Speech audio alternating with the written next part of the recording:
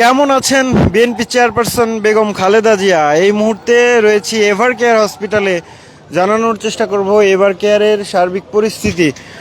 Ever কেয়ারে নতুন করে নিরাপত্তা ব্যবস্থা আরও জোরদার করা হয়েছে, যুক্ত করা হয়েছে এভিপিএন এবং বিজিপি এবং র্যাবের সদস্যদের। দর্শক, একেবারে এভার কেয়ারের ঠিক সামনে থেকে দেখানোর চেষ্টা করছি। এভিপিএন সদস্যরা এই জায়গাটির যে ব্যারিকেড, সেই ব্যারিকেডের ঠিক সামনে অবস্থান করছেন এবং পুলিশের সদস্যরা তো আগে থেকেই ছিলেন এবং গতকালই আসলে নতুন করে কিন্তু নিরাপত্তা ব্যবস্থা বাড়ানো হয়, চারপাশে ব্যারিকেড তৈরি করা হয় এবং সামনের যে সড়কটি ছিল সেই সড়কের যে স্বাভাবিক যান চলাচল সেটি ডাইভার্ট করে পাশের সড়ক দিয়ে নিয়ে আসা হয়েছে।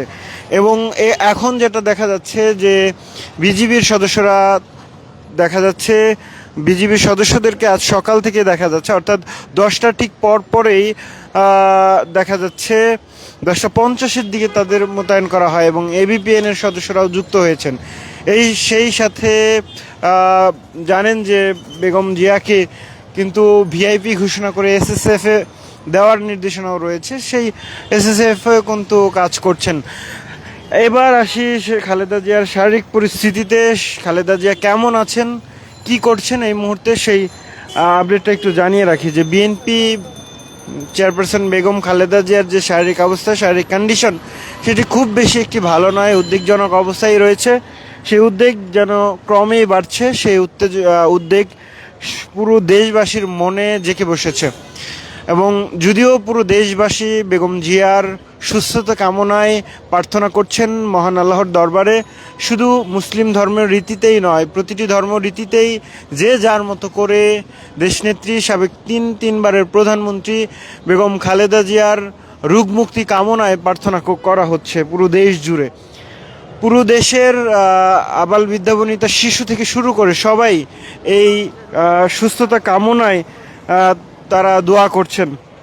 বিএনপি চেয়ারপারসন বেগম খালেদা জিয়ার শারীরিক অবস্থা এখনও বেশ উদ্বেগজনক পর্যায়ে রয়েছে, বিশেষ করে তার যে হৃদযন্ত্র, লিভার, কিডনি ও ফুসফুসের জটিলতা সেটা কাটছে না এবং সংশ্লিষ্ট সূত্র বলছে যে দেখা যাচ্ছে চিকিৎসায় এই সমস্যাগুলো একটির সামান্য উন্নতি হলে অন্যটির অবনতি ঘটছে। আসলে দীর্ঘ সময় ধরে তিনি কারাভোগ করেছেন, নির্যাতনের শিকার হয়েছেন, সঠিক চিকিৎসাটি তিনি পান নাই।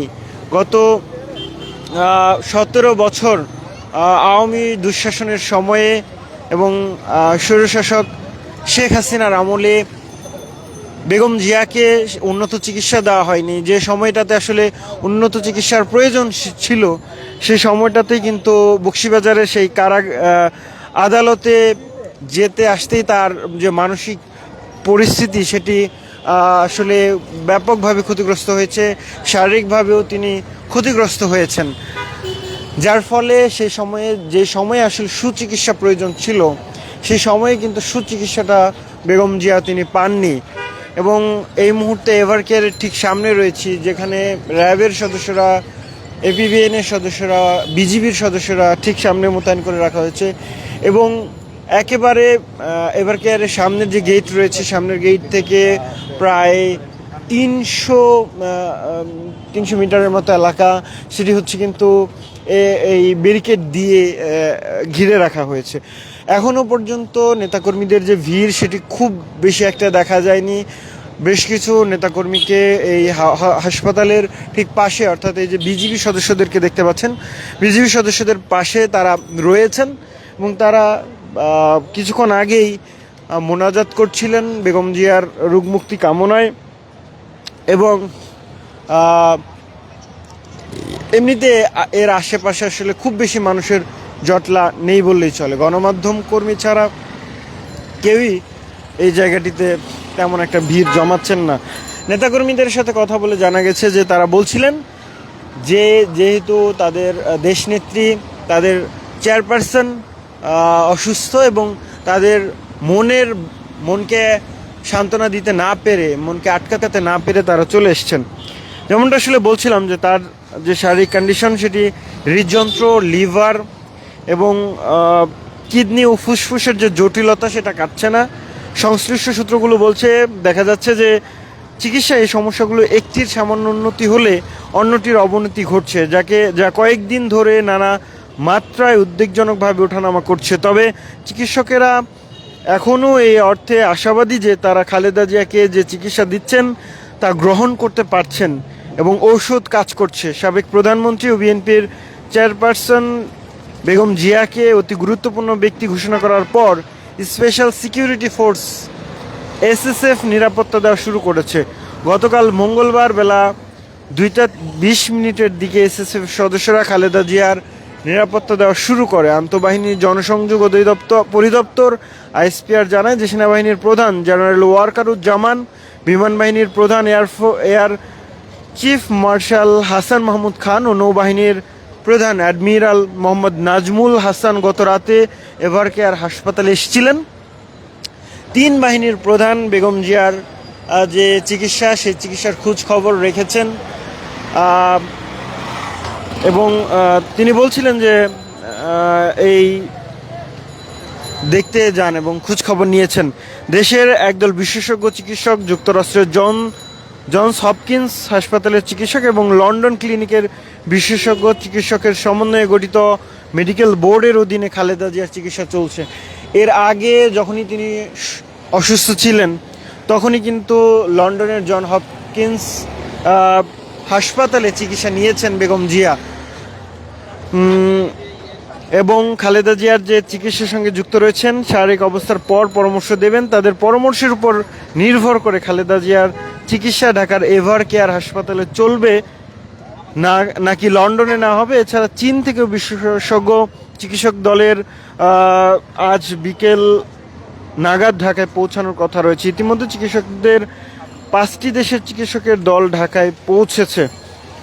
দর্শক সরাসরি দেখছিলেন ডেইলি সানে। এই মুহূর্তে দেখানোর চেষ্টা করছি এভারকেয়ার হাসপাতাল থেকে, যেখানে বেগম জিয়ার শারীরিক অবস্থার পরিস্থিতি জানানোর চেষ্টা করছিলাম আপনাদেরকে। সেই সাথে জানানোর চেষ্টা করছিলাম এভারকেয়ারের সামনে যে নিরাপত্তা ব্যবস্থা জোরদার করা হয়েছে সে বিষয়টিতেও।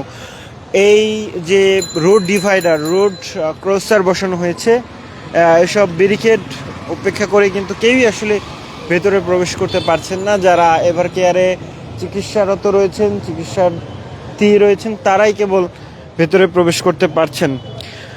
আরেকটা ব্যাপার সেটি হচ্ছে যে গত রাতে কিন্তু তিন বাহিনীর প্রধান বেগম জিয়ার যে শারীরিক অবস্থা সেটির খোঁজ খবর নিয়েছেন।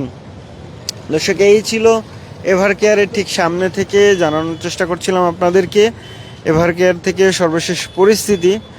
এবং এখনও পর্যন্ত যে খবর রয়েছে সেটি বেগম জিয়ার শারীরিক অবস্থা উদ্বেগজনক এবং একটি আসলে ভালো হলেও অপরটির যে সেটি কিন্তু আবার অবনতি হচ্ছে। এভাবেই চলছে বেগম জিয়ার জীবন। এখন পুরো দেশ আসলে প্রার্থনায় রয়েছে কখন আসলে দেশনেত্রী বিএনপির চেয়ারপারসন বেগম জিয়া তিনি সুস্থ হয়ে দেশের মানুষের মাঝে ফিরবেন, আবারও মঞ্চে দাঁড়িয়ে আপোষহীনতার কথা বলবেন, এমনটাই মানুষের অপেক্ষা।